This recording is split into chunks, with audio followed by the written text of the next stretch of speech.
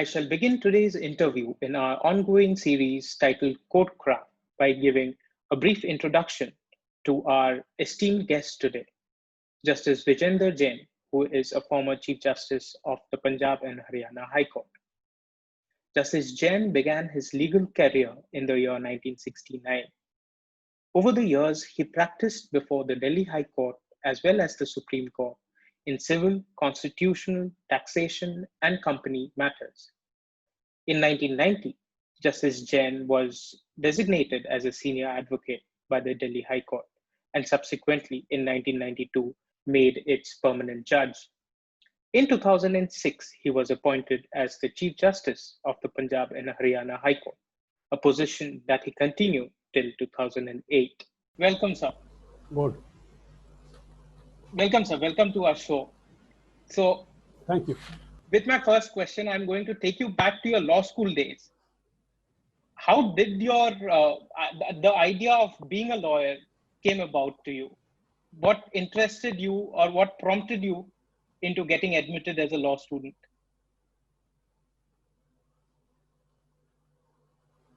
Well, you are taking me back to the memory lane for almost more than 50 years back.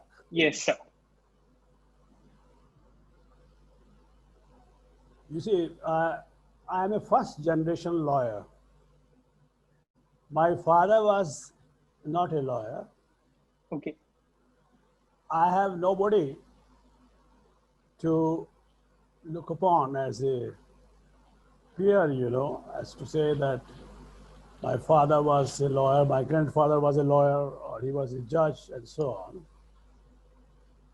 So it was a decision which I took against the wishes of my father. Okay. Because my father thought that it's not easy profession, and since nobody is in your family has been a lawyer, so how you will go ahead and how you will be in a position to establish your practice is not an easy task. Yeah. But I had my maternal grandfather, though he was not in Delhi, he was practicing in the state, the district lawyer, a very competent lawyer. And when we used to visit, with my mother, I used to go during the summer vacation. These days, nobody goes. But olden times, the mother used to take the kids for a vacation because they used to only vacation, school vacation, and the mother used to take the children to their own house. And in his house, the atmosphere was totally different because he was a lawyer and a very established lawyer. So I was something kindled in me that I should be a lawyer. And when the decision came after doing my BCom honors, I did my BCom honors from Sri Ram College of Commerce, and my father wanted that I should do either chartered accountancy or go for some other vocation and join his business. I said, no, Dad, I would like to be a lawyer. And he was astonished. He says, it's not, you are not in a position to sustain yourself. It's a very, very difficult profession. And unless you know people, unless you have got a circle. But I was determined to be a lawyer. And that's how I took admission in law. And it was the first batch at that time, because previously it used to be 2 years.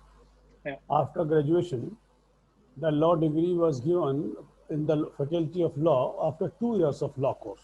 Okay. But mine was the batch which was 66 batch. That was the first batch when they started LLB degree after 3 years. Okay. And it was the first batch it was started with the semester system. It started with case laws.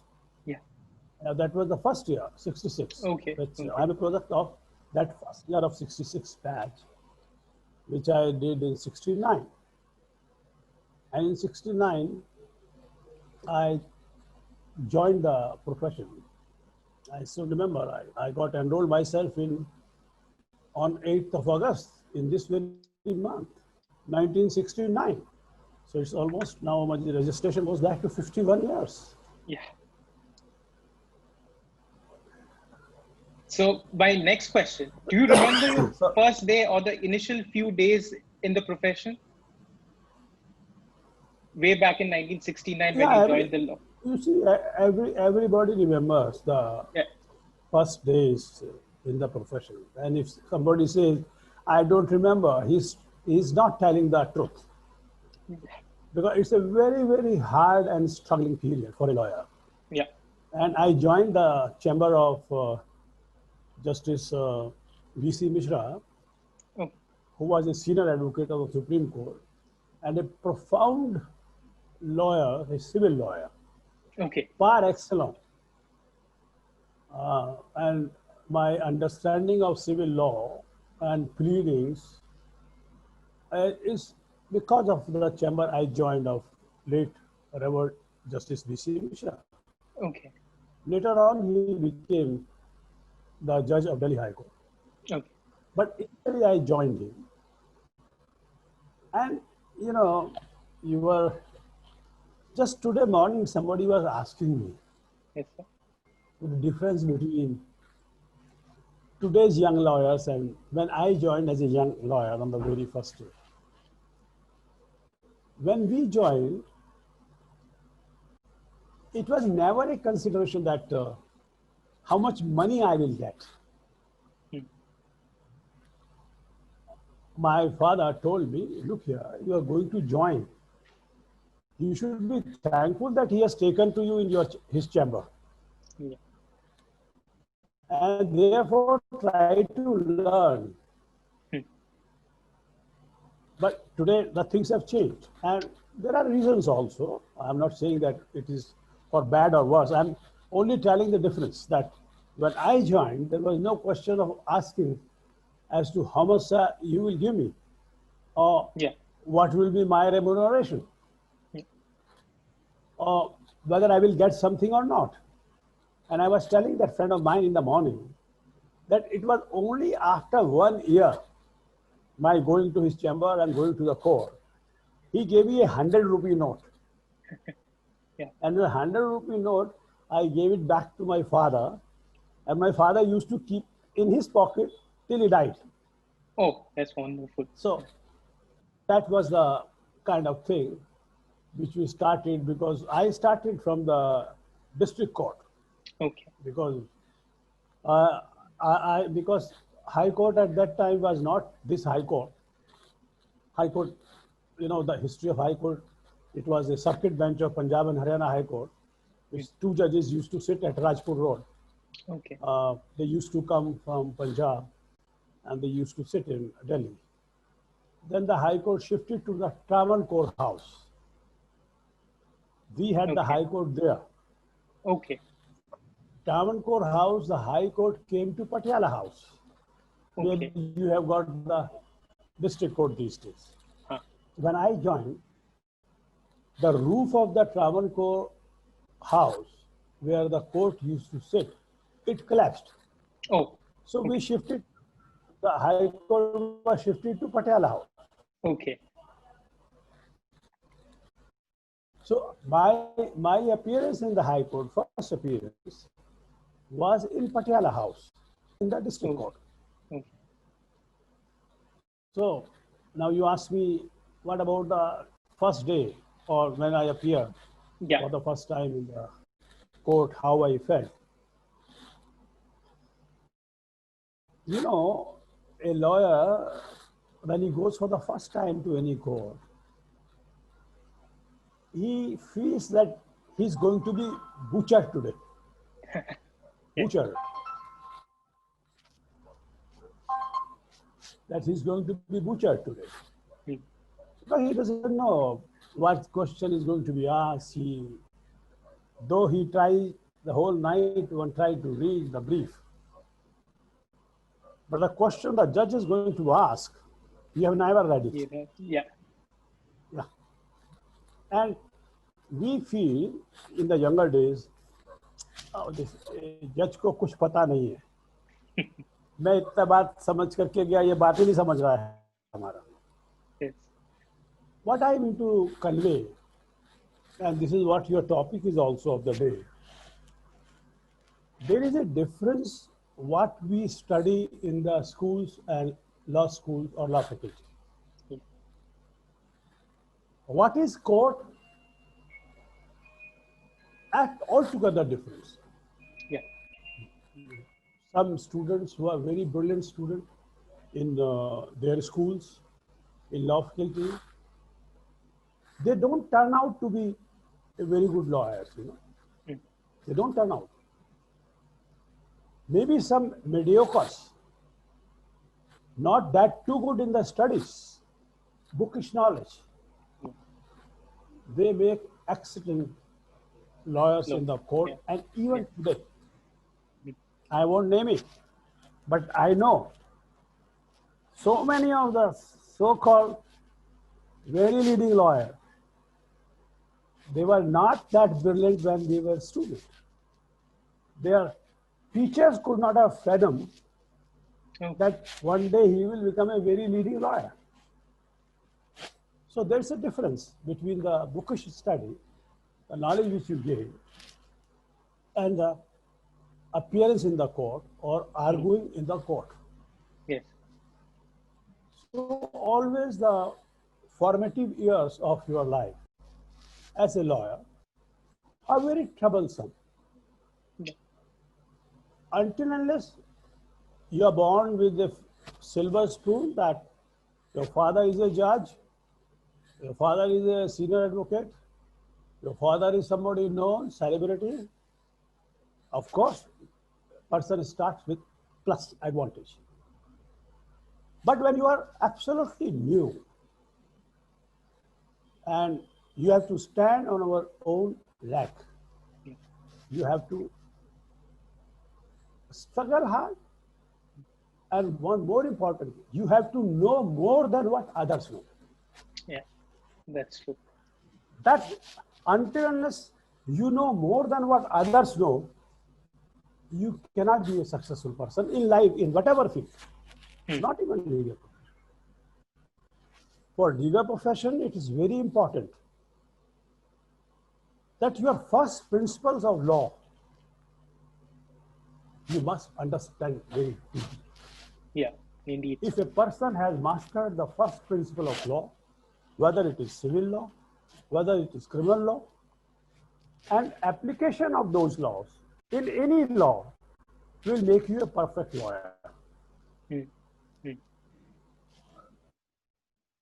For example, now, though I was the first, I mean, say, one of those judges when this concept of National Law School was brought in, Yeah. Justice B.N. Kripal, Justice Y.K. Sabharwal, and myself, that we must have professional law schools where people like those who really want to become lawyers, they should join those schools, law schools. Yeah. And we should have the best of students for the purpose to improve the standard of legal education. And if we improve the standard of legal education, there will be upliftment of the standard of advocacy in the court, Yeah. and bar will be improved, and judges will also improve. Hmm. But what we saw, and that's true even today, that those who joined the National Law School, very brilliant students, now conceptually they thought that the only best way for them is to becoming a corporate lawyer. Yeah. And so anybody would come, he say, what you want to become a corporate lawyer. Secondly, I would like to become an IPR lawyer, intellectual property rights lawyer. Now, what is a corporate lawyer and what is IPR? IPR is intellectual property right, consists of Design Act, Patent Act, Trademarks Act, master the principle of a specific relief act, all these acts will become redundant. Redundant. Yeah. Yeah. Simply, if you have got the basic knowledge of company law, you apply any sphere in the company law, even the today's modern IBC code, IBC Yeah. regime, objective, parameters, basic is the same. The machinery for implementation, that the the the data, the corporate data, Yeah. the assets should not be destroyed. Yeah. In the previous regime, it was liquidator, and they used to have all hanky panky, and the creditor will not get nothing. Yeah. Now, in the interest of the economy, in the interest of the industry, in the interest of the health, industrial health of the country, now they said, no, we must see that the industry must not die. If it can be rehabilitated, it can be restituted, somebody can take it over genuinely, infuse money, industry may revive. So the idea is not to kill the industry. Yeah. Simply when we used to exercise the jurisdiction in the High Court or the company court side, our endeavor was also that the industry should not be killed. Yeah. If we can see that there is a petition for winding up, our endeavor was all right, let him pay something, let him pay something. Anyhow, that's why I have transgressed from your question. But what I was saying that initially when you appear in the court, there is always a lot of hesitation. Whether you are arguing correctly or you are arguing incorrectly. Yeah. Yeah. That hesitation is there in the mind of a junior lawyer. Most of the senior lawyers, they argue without any basis. But they argued so emphatically Confident. that the other people, other party may feel, well, what he may be saying correct, even the judge may feel. Yeah. So senior lawyer is arguing, he must be saying something correct, but it may be totally bullshit. So the lawyer, when he argues in the court, he must be fully prepared and must argue with conviction without thinking what the result would be. Because if you, it is like Gita, आप तो कर्म किए जाओ, कर्मण्य सेवाधिकारे मां फलेषु कदाचित्। आप अपना कर्म कीजिए, फल छोड़ दीजिए जज साहब के ऊपर।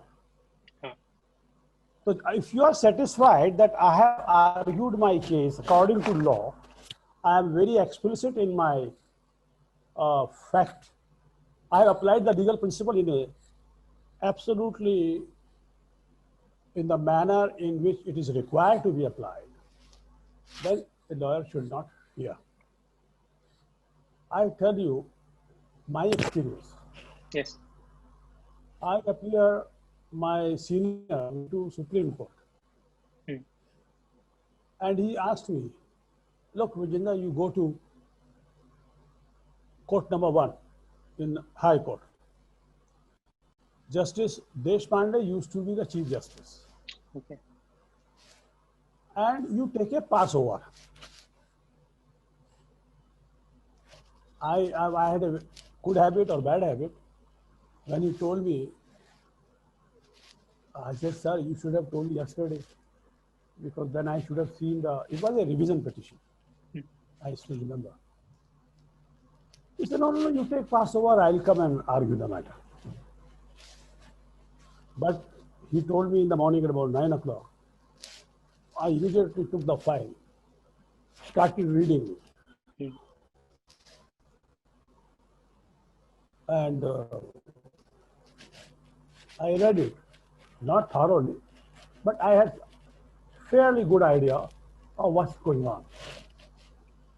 When I went to the court and I stood, Justice Deshpande said, yes. I said, my lord, my senior is in Supreme Court. Lordship may pass over. No, pass over. You argue? Yeah. When he said argue, I was started perspiring. I was shaking. And I said, he's a very bad judge. He's very unkind to me. And he said, what is the problem?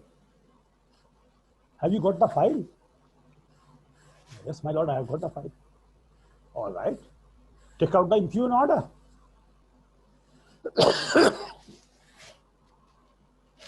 I took out the impugn order. I said, my lord, may pass over. He is coming.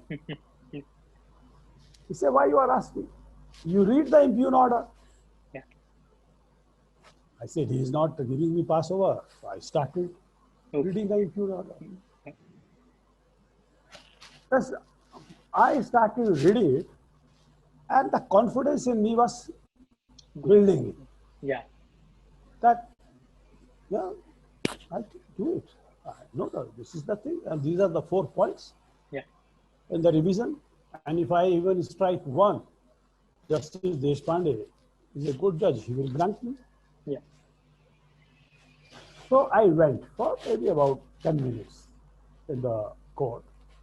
By the time I didn't realize, Mr. B.C. Mishra, my senior, came and sat behind me. I didn't notice. On one question which Justice Deshpande asked me, I was a little reluctant to answer. So he stood up. Okay. And the judge said, Mr. Mishra, please sit down. Let him continue. I told Mishra, sir, please come. He said, no, you argue. I won't permit him. I answered the query. And he granted me a stay. He said, all right, operation of the impugn order stayed. Yeah. I was so happy. I could never realize I could do it. Yeah. But this incident, and those of you, I think you are quite young, but those who have appeared before me, I have always encouraged the young lawyers to say, okay. Yeah. Yep, go on. So my lord, pass over. No, pass over. You read, have you got the file? Because now what has happened? A junior counsel will come. He will not even have the file of the case with him. Yeah.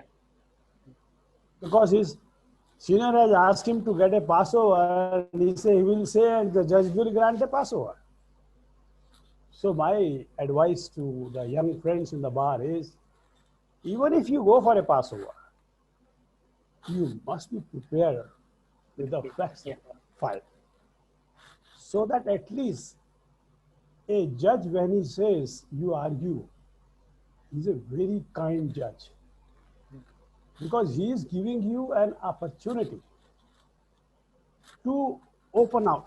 क्या होता है? झाका होता है. पहले case के अंदर court को एड्रेस करने में जान निकलती है. Once you have started addressing the court, you have conquered. Yeah. That's it. So that judge who wrote a young lawyer, open the file. All right, read it.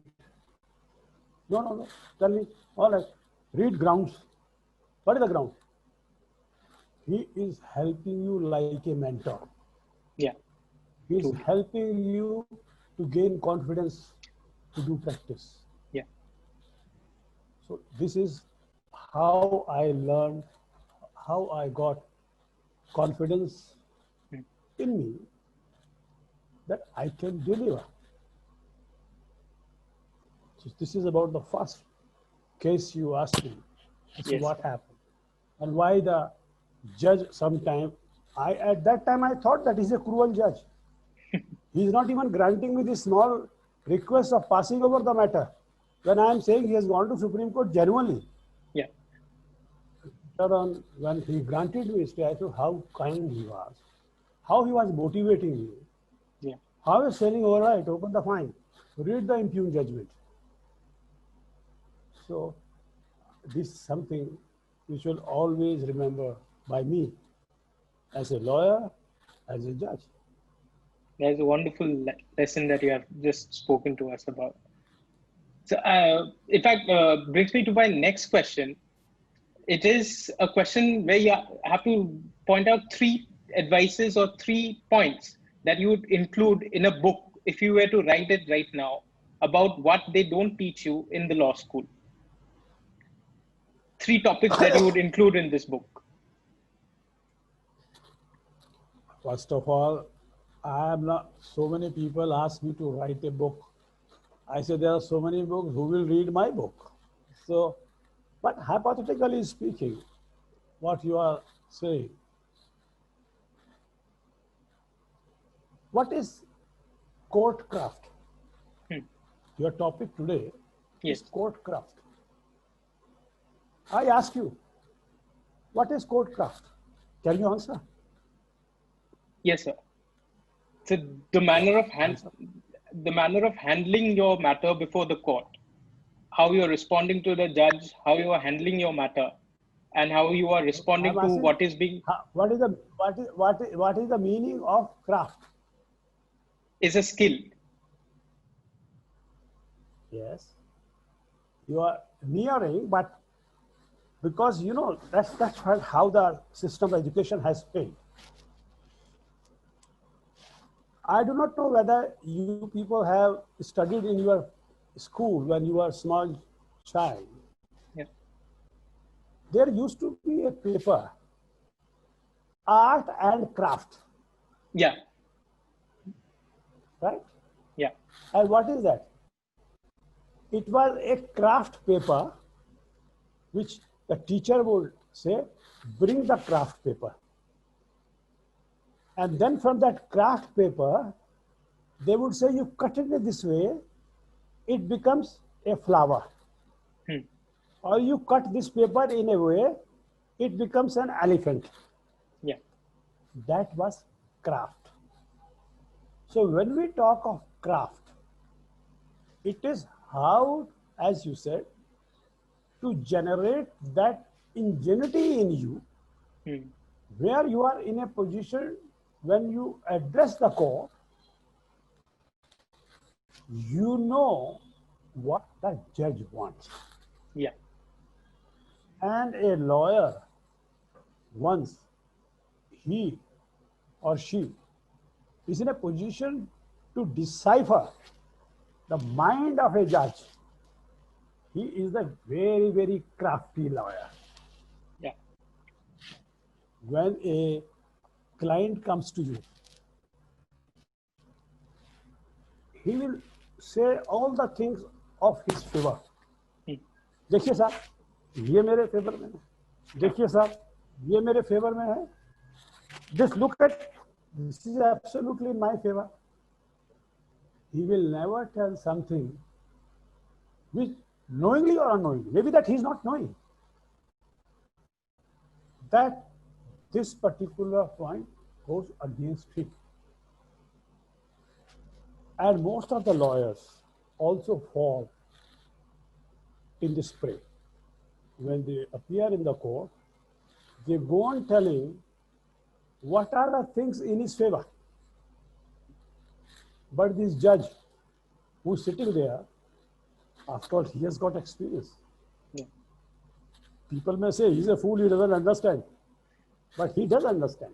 Yeah. After going through the file, he will take out that thing.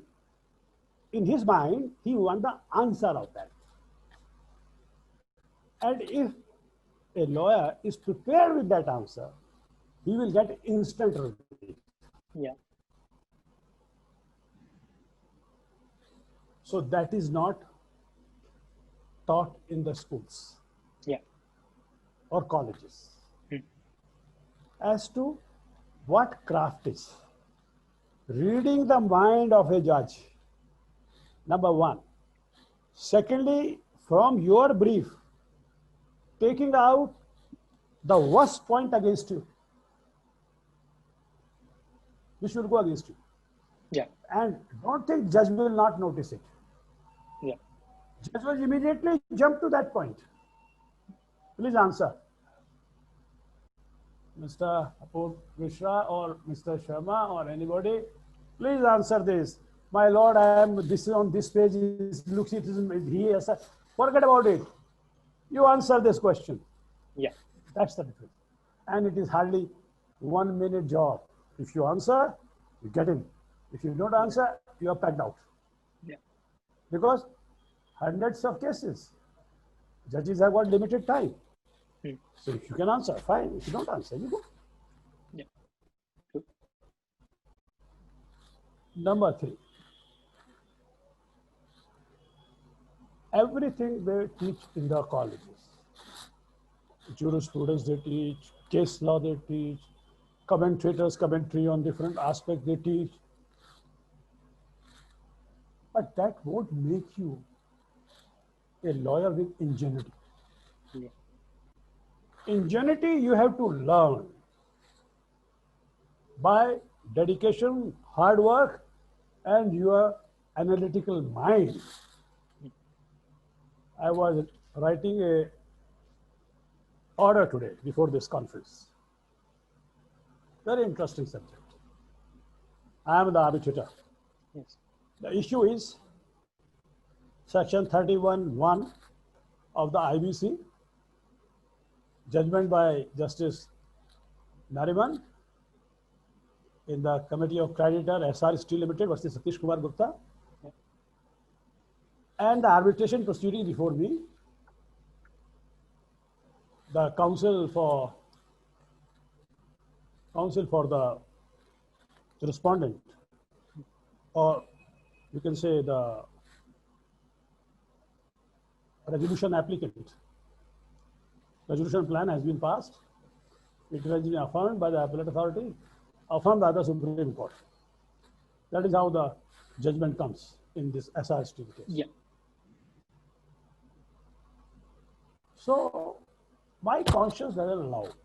The argument is, because of this, the debt is extinguished. Because of section 31, nothing survives. Yeah. I have taken out 3 key words from section 31. That it only applies in these conditions. If that condition is not there, he has got a right to pursue his remedy. His debt cannot be extinguished, and he has a right to pursue the arbitration proceedings. In nutshell, but in view of the Supreme Court, everybody thought, like a fait accompli. What can you do, Supreme Court? No, there is always something at the end of the tunnel. So that ingenuity you must develop. Yeah. And if you develop that ingenuity, and that helps me from a lawyer without any patronage to become a very leading lawyer in Delhi, paying highest tax at that time, and a lawyer who became a senior advocate without writing an application to the High Court.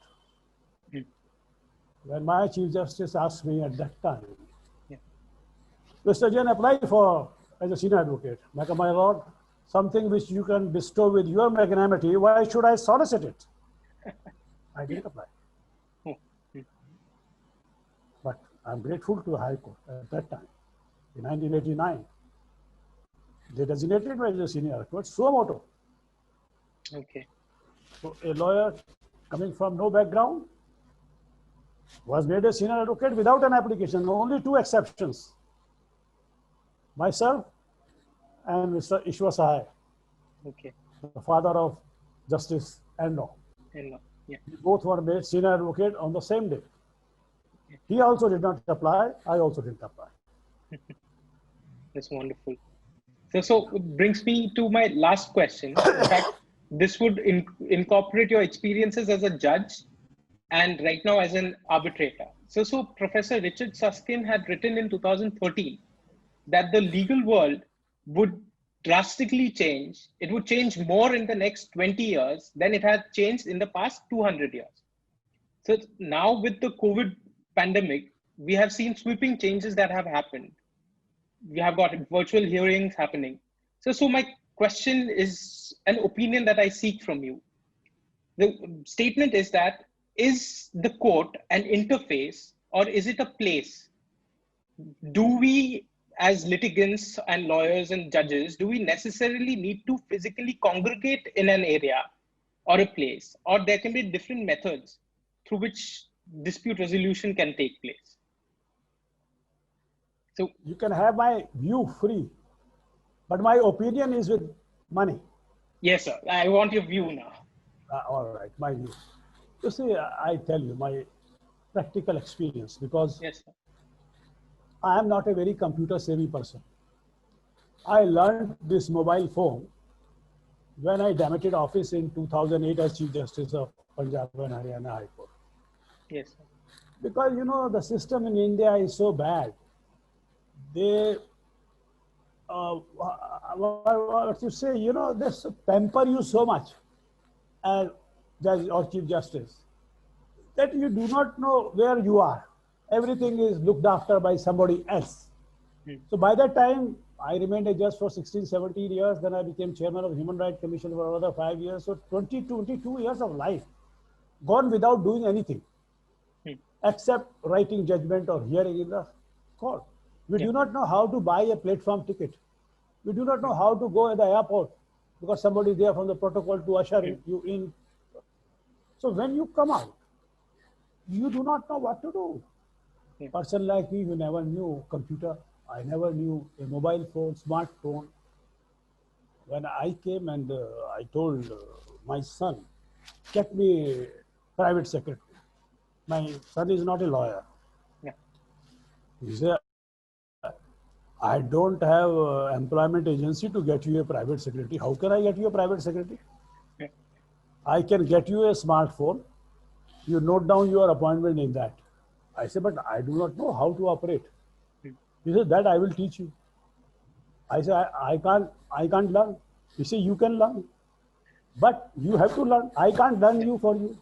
You have to press the button. So from that stage, now I not only use my mobile phone, I put my all emails into it, I reply, I draft order, sometimes I send it, and people are surprised that they send me at 7 o'clock something and I return back at 10 o'clock in the night. Yeah. Now I'm talking to you on this video conference, something I could have never imagined in my life 2 years back. I would say, no, I'm incompetent. I can't do this. It's not my cup of tea. But situation has changed. Yes. Time has changed. And if you do not go with that time, you are left over. The civilization will go ahead. Yeah.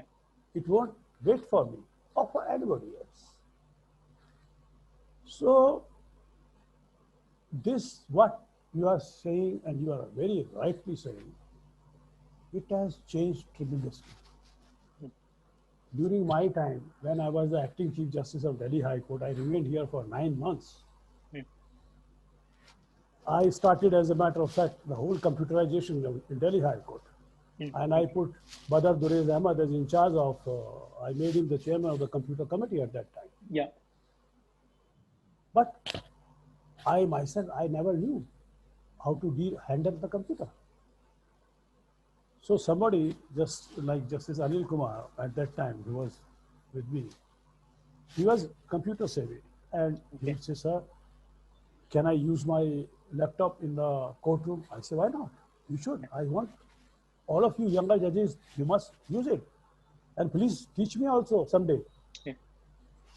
Now, I didn't learn, but they all use it. And now everybody, I think, is using. Yeah, everyone is. Yeah. So therefore, there is a tremendous change. And it's not going to go backward.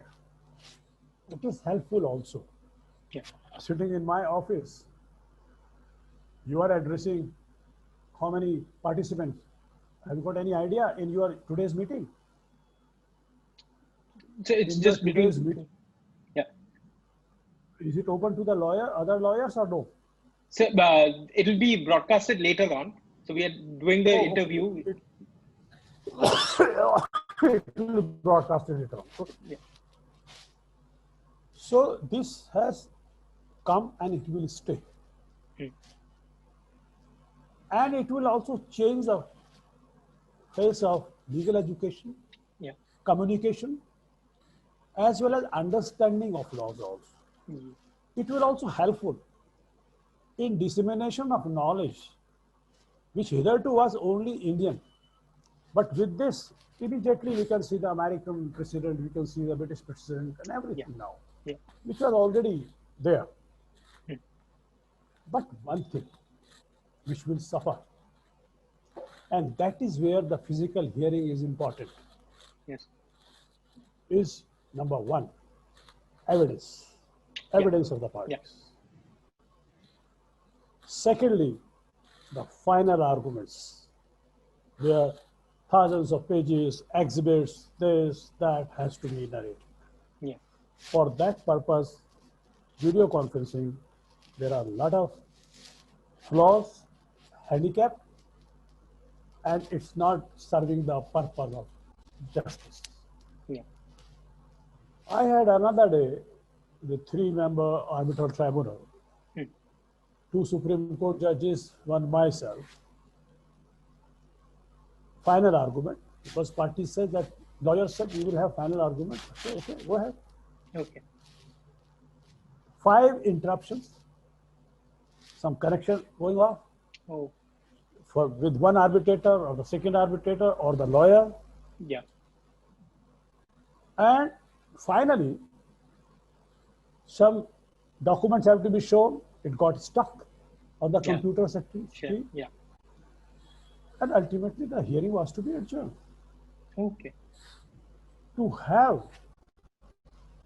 video conferencing, you must have an immaculate system Yeah.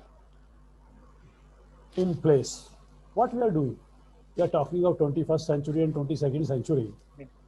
We are using Zoom. It's a shame. Yeah. We don't have our own platform. Yeah.